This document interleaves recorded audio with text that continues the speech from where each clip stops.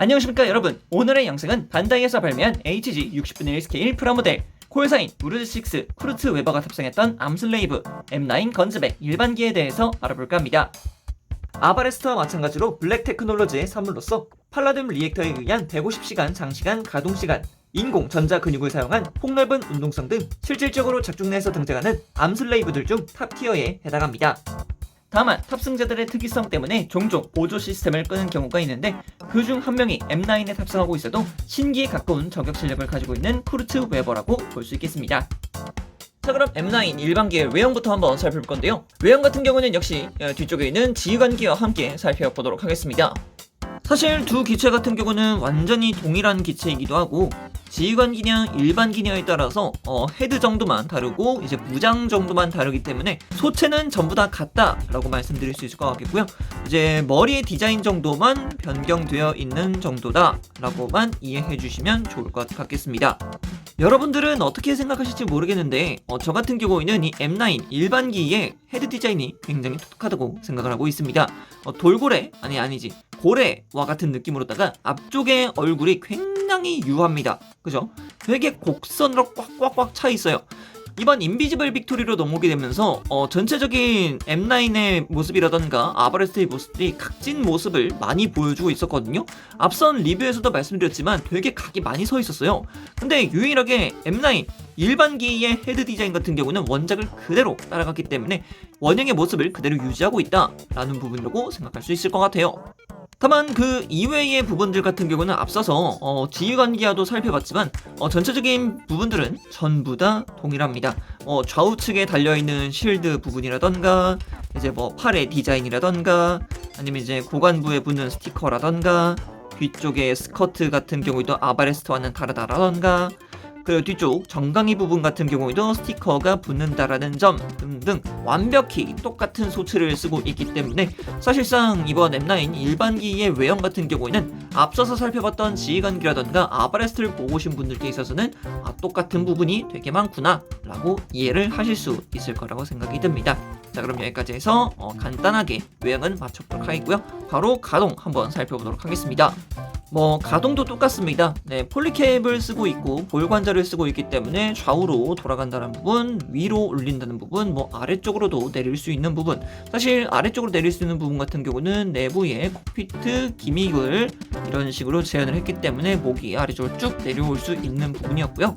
그리고 어깨 같은 경우에는 어깨 장갑 자체가 가동을 하고 내부에 폴리캡이 한 번 더 빠져나오면서 볼관절과 함께 연동을 하고 있기 때문에 크게 움직여질 수 있다라는 부분이 가장 큰 강세점이었죠.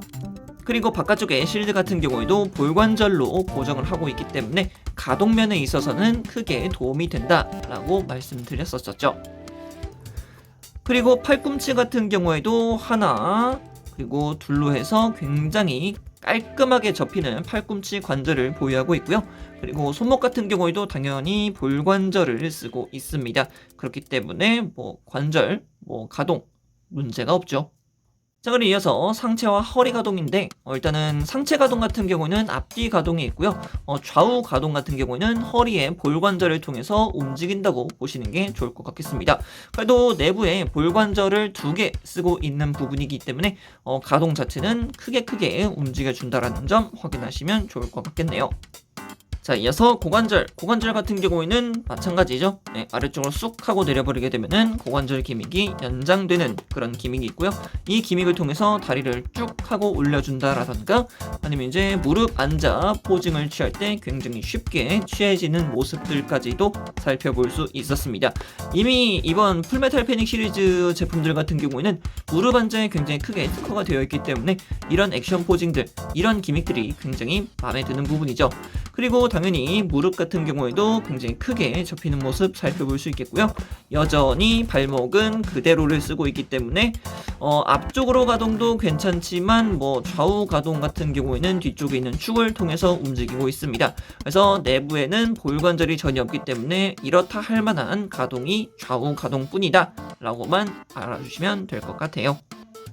자, 그럼 이어서 무장에 대해서도 한번 살펴볼까 합니다. 이번 무장 같은 경우에는 앞서 살펴봤던 아바레스트 그리고 지휘관기와는 또 다른 옵션 파츠들이 하나씩 또 구성이 되어 있더라고요. 그 점에 대해서 하나씩 보도록 합시다. 앞서 지휘관기 쪽에서 봤던 40mm 라이플이 다시 한번 들어가 있는 것을 볼 수가 있겠습니다. 이거 같은 경우는 뭐 공용 화기였기 때문에 당연하다 싶으면은 뭐 당연한 그런 무장이라고 볼 수가 있겠죠. 근데 이제 쿠르츠 같은 경우는 이쪽 40mm 라이플 쪽보다는 역시 대물 라이플이죠. 76mm 대물 라이플을 자주 사용했습니다. 그래서 부속된 76mm 대물 라이플이 되겠습니다.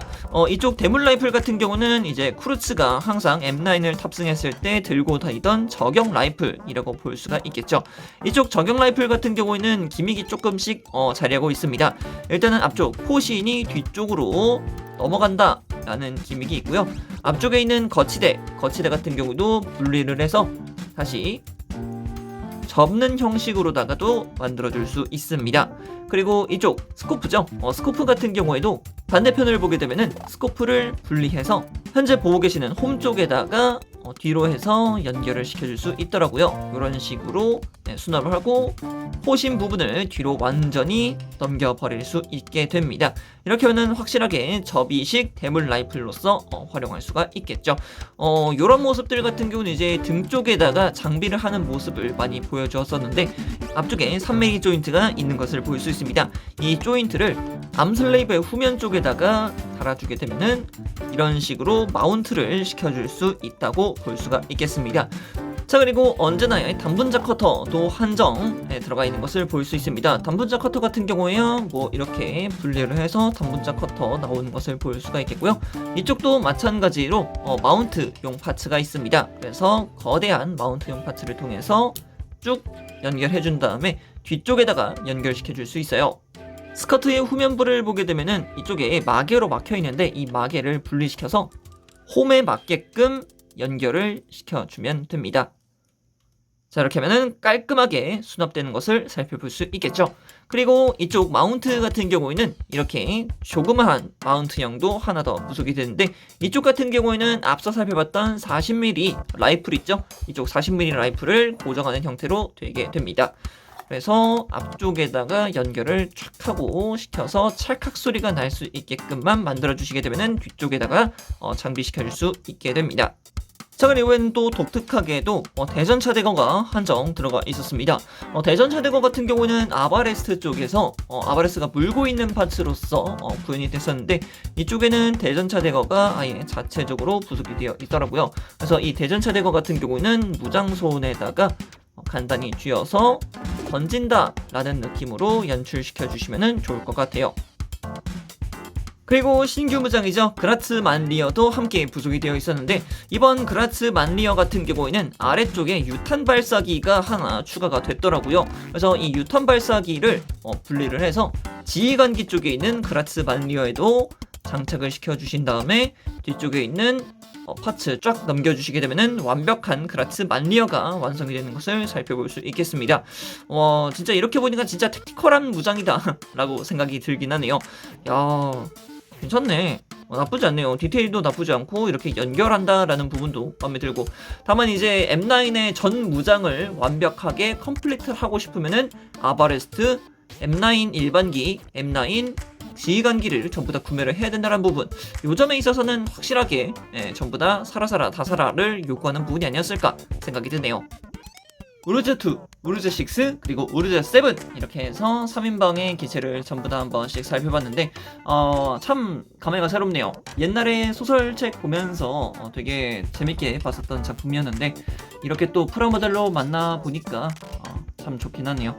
이제 작중 중후반쯤 가게 되면 이제 8K라는 친구가 등장을 하긴 하는데 그 8K도 구할 수 있으면 구해서 한번 리뷰해보고 싶긴 합니다. 그래서 오늘의 영상은 반다이에서 발매한 HG 60분의 스케일 프라모델 대물 라이플을 통한 든든한 후방 지원을 담당했던 쿠르츠의 기체, 풀메탈 패닉 시리즈에서 등장했던 암슬레이브, M9 건즈백 일반기에 대해서 알아보았습니다. 이번 영상이 재밌었다면 구독과 좋아요 눌러주시면 정말 감사할 것 같습니다. 자, 그럼 여기까지 라비였고요. 다음 영상에서 뵙도록 하겠습니다. 그럼 빠이!